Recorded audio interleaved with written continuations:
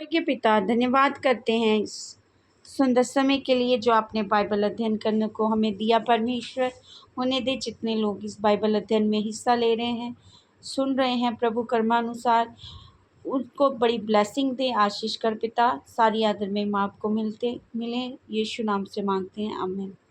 हम पढ़ेंगे 3 अध्याय उत्पत्ति की किताब। यहोवा परमेश्वर ने जितने भी नैले पशु बनाए थे उन सब में सर्प धूर्त था। उसने स्त्री से कहा, क्या सच है कि परमेश्वर ने कहा तुम इस वाटिका के किसी वृक्ष का फल ना खाना? स्त्री ने सर्प से कहा, इस वाटिका के वृक्षों के फल हम खा सकते हैं, पर जो वृक्ष वाटिका के बीच में है उसके फल के विषय में परमेश्वर ने कहा है, ना तो तुम इसको खाना और ना ही उसको छूना, नहीं तो मर जाओगे। तब सर्प ने स्त्री से कहा, तुम निश्चय ना मरोगे, वरन परमेश्वर आप जानता है कि जिस दिन तुम उसका फल खाओगे उसी दिन तुम्हारी आंखें खुल जाएंगी। तुम भले बुरे का ज्ञान पाकर परमेश्वर के तुल्य हो जाओगे। अत जब स्त्री ने देखा उस वृक्ष का फल खाने के लिए अच्छा और देखने में मनभाव और बुद्धि देने के लिए चाहने योग्य भी है, तब उसने उसमें से तोड़कर खाया और अपने पति को भी दिया। उसने भी खाया। तब दोनों की आंखें खुल गई और उनको मालूम हुआ कि वह नंगे हैं। इसलिए उन्होंने अंजीर के पेड़ के पत्ते जोड़ जोड़ कर लंगोट बना लिए। तब यहोवा परमेश्वर जो दिन के ठंडे समय वाटिका में फिरता था का शब्द उनको सुनाई दिया। तब आदम और उसकी पत्नी वाटिका के वृक्षों के बीच यहोवा परमेश्वर से छिप गए। तब यहोवा परमेश्वर ने पुकार कर आदम से पूछा, तू कहाँ है?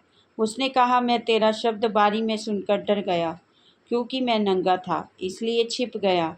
उसने कहा, किसने तुझे बताया कि तू नंगा है? जिस वृक्ष का फल खाने को मैंने तुझे मना किया था, क्या तूने उसका फल खाया है? आदम ने कहा, जिस स्त्री को तूने मेरे संग रहने को दिया उसी ने उस वृक्ष का फल मुझे दिया और मैंने खाया। तब यहोवा परमेश्वर ने स्त्री से कहा, तूने ये क्या किया है? स्त्री ने कहा, सर्प ने मुझे बहका दिया, तब मैंने खाया।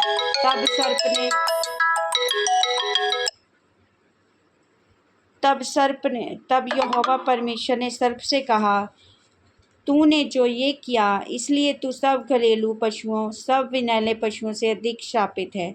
तू पेट के बल चला करेगा और जीवन भर मिट्टी चाटता रहेगा।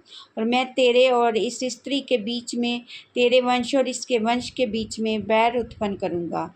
वह तेरे सिर को कुचल डालेगा, तू उसकी एड़ी को डसेगा। फिर स्त्री से उसने कहा, मैं तेरी पीड़ा और तेरे गर्भवती होने के दुख को बहुत बढ़ाऊँगा। तू पीड़ित होकर बालक उत्पन्न करेगी और तेरी लालसा तेरे पति की ओर होगी, वह तुझ पर प्रभुता करेगा। और आदम से उसने कहा, तूने जो अपनी पत्नी की बात सुनकर जिस वृक्ष के फल के विषय में मैंने तुझे आज्ञा दी, तूने उसे ना खाना, उसको तूने खाया, इसलिए भूमि तेरे कारण श्रापित है। तू उसकी उपज जीवन भर दुख के साथ खाया करेगा और वह तेरे लिए कांटे और ऊंट कटारे उगाएगी। तू खेत की उपज खाया करेगा और अपने माथे के पसीने की रोटी खाया करेगा और अंत में मिट्टी में मिल जाएगा, क्योंकि तू उसी में से निकाला गया है। तो मिट्टी तो है और मिट्टी होकर फिर मिल जाएगा। आदम ने अपनी पत्नी का नाम हवा रखा, क्योंकि जितने मनुष्य जीवित हैं उन सब की आदि माता वही हुई।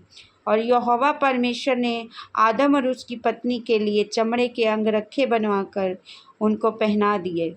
फिर यहोवा परमेश्वर ने कहा, मनुष्य भले और बुरे का ज्ञान पाकर हम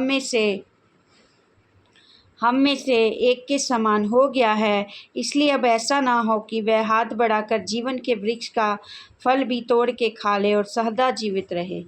इसलिए यहोवा परमेश्वर ने अदन की वाटिका से निकाल दिया। वह उस भूमि पर खेती करके जिसमें से वह बनाया गया था, इसलिए आदम को उसने निकाल दिया और जीवन के वृक्ष का मार्ग का पहरा देने के लिए अदन की वाटिका के पूर्व की ओर करूबों को और चारों ओर घूमने वाली ज्वालामय तलवार को भी नियुक्त कर दिया। इस वचन के द्वारा ब्लेस करेंगे। प्रभु आपको अमीन। सबको जय मसीह की।